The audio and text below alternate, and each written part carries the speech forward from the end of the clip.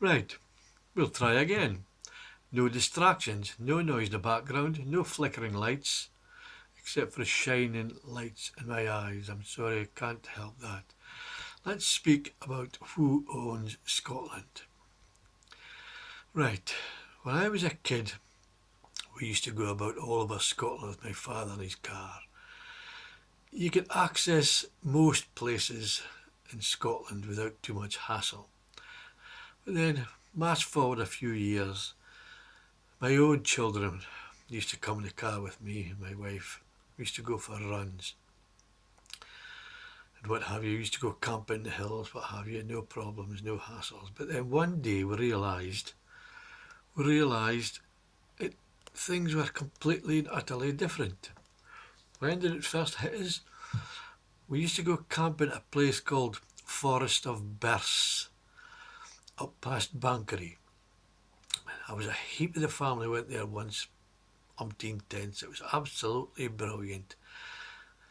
Adults, children, maybe 4 or 5 tents, a little wee barbecue, a little wee fire, no hassles, by the side of a stream. It was absolutely beautiful. Now we used to go there for years and years and years.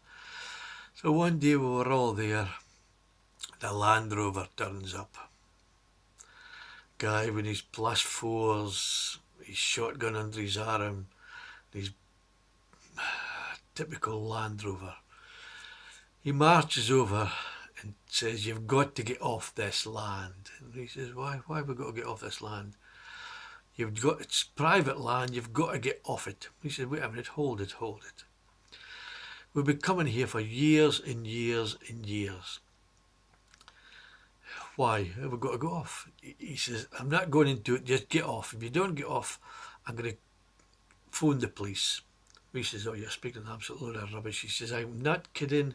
I am phoning the police." Anyway, he jumped into his Land Rover and took off. And as we went back to our tents, we reluctantly started dismantling. Now, we were away out in the country. Next minute, a police car drives past, purely for our benefit. He drove up the end of this country road, turned about and came past again. Well, by that time we took the hint. We started packing up. Now, we're nearly finished packing up. And the Land Rover turned up again. He comes over again. He saw that we were packing everything up. And he says, why do you do that? Why does the police have to be involved? He's a very, very sorry, but the landowner doesn't like the grouse shooters looking over when they're shooting grouse and seeing a lot of coloured tents. He says, "Surely you've got to be joking." He says, no, the shooting season has started and the landowner has told me to get rid of all campers, no more allowed on his land for the foreseeable future, probably till the shooting season was over, I suppose.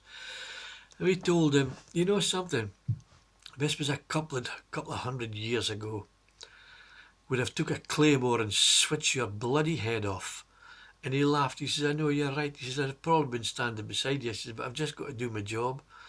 Now, so anyway, he departed. We came away. We were very, very sad. We never went back. Anyway, march on a wee while longer. Me and my wife and children decided to head for a place called Tain, where I used to stay. We had a tent with us. We says, "Right, okay, we'll head down to..." We couldn't get... It was too late at night. We couldn't get into a caravan park. We didn't know where they were. So we just decided to head for a beach. Followed a road. Found a beach. No problem. You know, with the crashing waves, you're at the beach. Anyway, it was on a shoreline where trees had started crumbling into the sea. So it was obviously erosion. But we says, "Okay, we'll be here before another tide comes in. We'll be here just for a few hours. And in the first light, we'll just bail out." Anyway, being 3 kids, we're parked in our tent, having a laugh and a giggle and all that jazz, just as you would. No hassle. Listening to the waves crashing. Another bloody Land Rover turns up. This time it was a Forestry Commission. And he's shouting, "Hoy, hoy, hoy." So I goes out. He says, "You've got to get off this land." I says, "Why have we got to get off this land?" He says, "It belongs to the Forestry Commission." And I says, "Yes." I says, "Okay, it belongs to the Forestry Commission. What harm are we doing? We're leaving in the morning. You've got to get off this land." I says, "You're really being a bit stupid." I says, "We've got 3 children in here." I says, "Plus the fact we're parked right next to the erosion." I says, "Sea's going to be here shortly, taking it all over." What did he say? "This is the truth. This can be verified by my children." He told me the erosion still belongs to the Forestry Commission.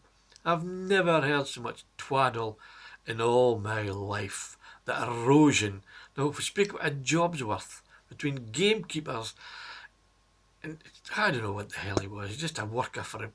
Told somebody saw us going past and decided to, I don't know, assert their authority. Anyway, we didn't go. He drove away and we just next morning we packed up and went. We've never been back there either. It just showed. The point is, who owns Scotland now?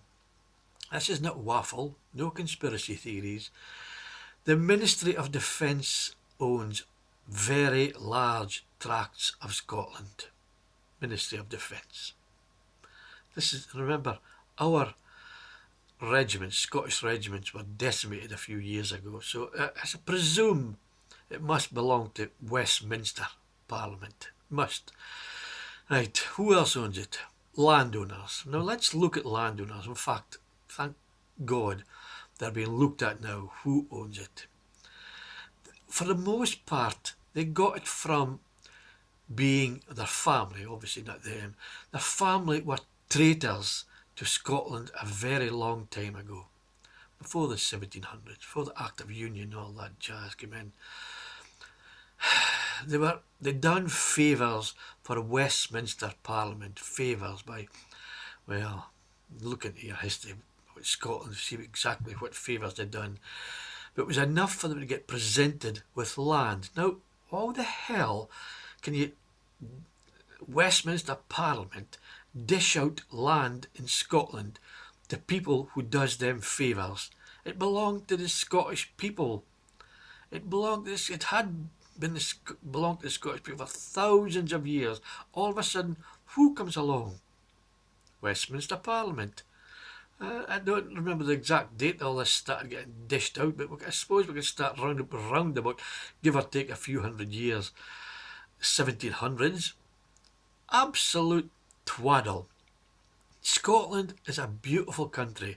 We've got our skies, we've got our lochs, we've got our mountains, we've got our hills, we've got our valleys, we've got salmon, eagles, wildcats, deer. Who the hell gave these permission to grab it?